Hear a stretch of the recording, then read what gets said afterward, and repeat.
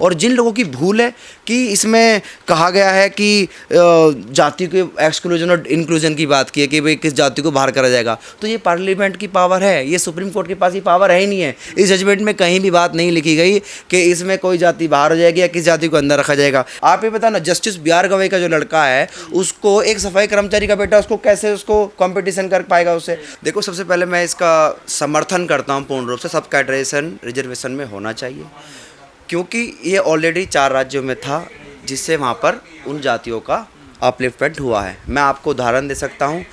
अभी इस मुद्दे को जो जाति के पक्ष में जो लोग देख रहे हैं, मैं उस मुद्दे के ऊपर स्पष्टीकरण करना चाहता हूँ कि आंध्र प्रदेश में राजू का कमीशन आया, उसमें सब कैटेगराइजेशन की बात की गई। महाराष्ट्र में जस्टिस उषा मेहरा थी, उसमें सब कैटेगराइजेशन की बात की गई। और हरियाणा में गुरनाम कमेटी, उसमें सब कैटेगराइजेशन की बात की गई। और उत्तर प्रदेश में भी एक आया था। तो आप ये देखिए कि जो इस मामले को जातिवाद वाला बना रहे हैं कि ये वाल्मीकि वर्सेस जो चमार का भी बना रहे हैं। आप ये बताइए कि जो माला कम्युनिटी है आंध्र प्रदेश में, वो वाल्मीकि की सब कास्ट है, और जो वहाँ की मदिगा जाति है वो बाबू जगजीवन राम को अपना आइडल मानती है, और चमार कास्ट की जो सब कास्ट है। आप ऐसी महाराष्ट्र में देखिए, जो मातंग जाति है वो चमार कास्ट की सब कास्ट है, और जो महार जाति है वाल्मीकि की सब कास्ट है। तो आप इस चीज़ को स्पष्टीकरण नहीं, ये वाल्मीकि की सब कास्ट है क्योंकि वो सफाई का काम करते हैं, वो सफाई पेशे से जुड़े हुए हैं। आप अगर देखो जाएगा तो अनटचेबिलिटी के पैरामीटर 9 रखे गए थे जब रिजर्वेशन दिया गया था। तो आप उस रिजर्वेशन में जब पैरामीटर देखेंगे तो उस 9 अनटचेबिलिटी में जो महार का और जो वाल्मीकि कम्युनिटी का, जो भंगी कम्युनिटी का था, वो पैरामीटर सिर्फ और सिर्फ सफाई के काम से हाथ से मल उठाने का था। आप इस पर भी स्पष्टीकरण कर लीजिए। तो अब इसमें बात आती है कि ये मामला जाति विरोधी हो रहा है या किसी एक जाति के पक्ष में, एक जाति के खिलाफ है। तो इसको ऐसा ना लें, क्योंकि वहाँ पे अगर कोई जाति डोमिनेंट है, चाहे वो आपकी सब कास्ट हो चाहे उनकी सब कास्ट हो, तो उसमें उसको अपलिफ्टमेंट मिला। वहाँ पे मदिगा जाति को जब वहाँ पे साक्षरता उनकी कम थी, तो जब उनको सब कैटेगराइजेशन हुआ तो वहाँ पे उनका साक्षरता 60 से 70% आ गई। मदिगा जाति के बिल्कुल लमसम है, वो आ चुके हैं। ऐसी महाराष्ट्र की स्थिति देखो।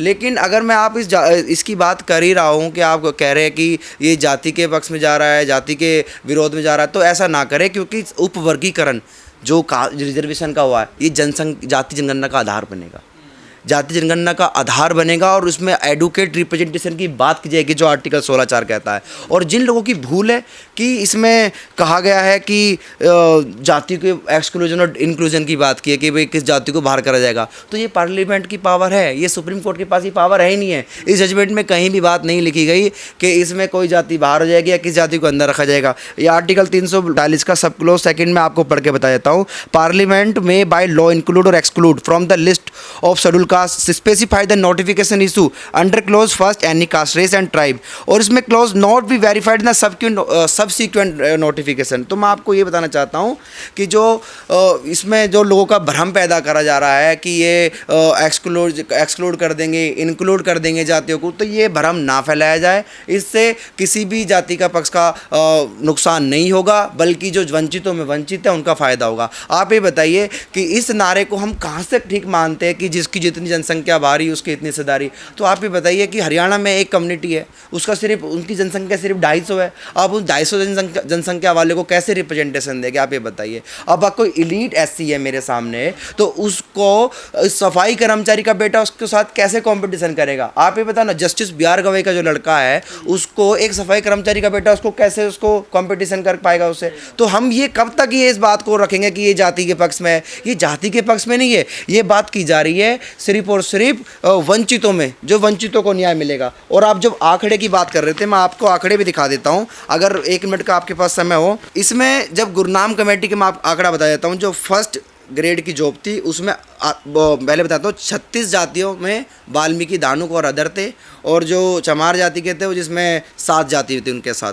तो आप ये देखिए उनका रिप्रेजेंटेशन कितना था। उनके IAS 32 थे, वाल्मीकि का 1 था और धानुक का 1 था। ये फर्स्ट क्लास की जॉब है। IPS 3, वाल्मीकि के 2 और धानुक का कोई था ही नहीं वहाँ पे। IFS चमार 5, वाल्मीकि 2। अब इसमें सेकंड पोजीशन पर हम आ जाते हैं तो फर्स्ट क्लास में 147 में से पोस्ट में से 121 चमार थे, 20 वाल्मीकि थे और 6 धानक थे।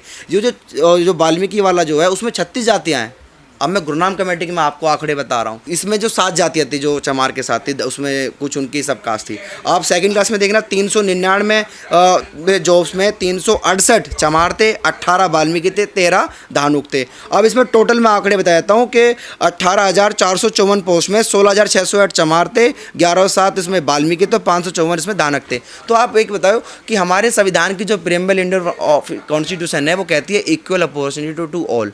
अगर हम ये बात करते रहेंगे कि भी जिसकी जनसंख्या भारी उसको इतनी सारी, तो हम उन जातियों का रिप्रेजेंटेशन हम भूल जाएंगे जो बिल्कुल जाति अभी भी बिल्कुल निचले पायदान पे बैठी है। तो हम ऐसे आंकड़े हमें लेकर आना चाहिए। और बात जो टैग लग रहा है वाल्मीकि समाज पे कि ये बाबा साहब को नहीं मानते, बाबा साहब की विचारधारा पे नहीं मानते, तो मैं उनको बता देता हूँ बाबा साहब को खून से पत्र लिखने वाले ये लोग थे। और आज मैं आपको बताता हूँ, मैं भगवान दास जी को कोट करना चाहता हूँ। भगवान दास जी ने अपने न्यूज़ पे अपने आर्टिकल में लिखा हुआ है कि जब बाबा साहब ने 429 जाति में शेड्यूल कास्ट में उनको अमेंड डाला था, अलीगढ़ और आगरा की जो बेल्ट वाले जाटव समाज के लोग थे उन्होंने बाबा साहब का विरोध किया था। क्या हम धनाढ़ हैं? आप अगर गए हो आगरा में तो वहाँ के जो जाटव जाति के लोग हैं वो बहुत पैसे वाले, उनका चमड़े का बहुत बड़ा काम था, उनका बिजनेस था उनका, तो उन्होंने बाबा साहब का विरोध किया था। और मैं आपको कितने सारे वॉल्यूम दिखा सकता हूँ बाबा साहब के, जिसमें बाबा साहब ब्लूबेरी होटल में बैठ के कह रहे हैं कि चमारों ने मेरा हमेशा विरोध किया। मैं महाराष्ट्र के चमारों की स्पेसिफिक बात कर रहा हूँ, आपको इसमें बात माननी पड़ेगी। उन्होंने बाबा साहब ने वॉल्यूम्स में कहा है कि उन्होंने मेरा विरोध किया।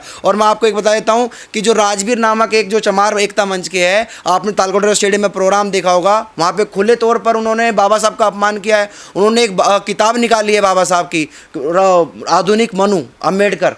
तो ऐसी विचारधारा क्या उन लोगों में नहीं जो अब हम पे टैग लगाया जा रहा है? हमारा कोई ऐसा व्यक्ति बताए आप कि जिन्होंने ऐसे बाबा साहब के लिए ऐसी अपमानजनक बातें की हो, जो ऐसी किताब निकाली हो। तो मैं कहता हूँ, ये अपील करता हूँ कि जो 21 तारीख को जो प्रोटेस्ट कॉल कर रहे हैं वो इस प्रोटेस्ट को कॉल ना करे। ये उपवर्गीकरण जाति जनगणना का आधार बनेगा, इसमें रिप्रेजेंटेशन निकल कर आएगा, कौन सी जाति कितना है और उस आधार पर वर्गीकरण होगा। इसमें एक रिपोर्ट बड़ी आएगी निकल कर, और ये रिपोर्ट कोई छोटे मोटे राज्यों पे डिपेंड नहीं करती रिपोर्ट, ये बड़े बड़े ब्यूरोक्रेट इसमें आएंगे। सुप्रीम कोर्ट द्वारा कमेटी गठित की जाएगी, पार्लियामेंट भी उसमें अपना हस्तक्षेप करेगा। तो हम एक ऐसे डाटा की और ऐसे एम्पिरिकल डाटा का हमें इंतजार करना चाहिए, जब अपना हमें इस पर राय रखनी चाहिए अपनी। अभी जो सुप्रीम कोर्ट का वर्डिक्ट आया है इसका घोर विरोध करता हूँ। बेशक माननीय सुप्रीम कोर्ट नाराज हुए, और बेला त्रिवेदी जिसने डिसेंट नोट दिया है कि मैं इस फैसले से एग्री नहीं हूँ, उस बहन जी को, उस माननीय जज को 100 तोबों की सलामी। ये बांटने की नीति है। बाबा साहब ने बड़ी मेहनत से इन जातियों को जोड़ के एक वर्ग बनाया था, कैटेगरी बनाई थी, कैटेगरी कि जातियां छोड़ो, तुम्हारी कैटेगरी है सिर्फ SC ST OBC और जनरल, 4 जगह डिवाइड है। ये फिर जातियों में बांट के एक एक को लड़ाना चाहते हैं आपस में। ये RSS का यही तो काम है। RSS अपना काम ईमानदारी से कर रहा है। हमारे 131 हैं रिजर्व सीट के, अभी तो अकेले चंद्रशेखर जी बोल रहे हैं ना। 130 ने भी जो ना क्लास लेनी चाहिए भाई चंद्रशेखर से आकर के, उनके साथ खड़े हों। 130-31 ये जो भी टोटल कल जाकर मोदी जी की छाती पर चढ़ कर जाना चाहिए कि अध्यादेश ले आइए आप शाम तक, और शाम तक अध्यादेश ले आएंगे मोदी जी। इतने डरपोक हैं वो।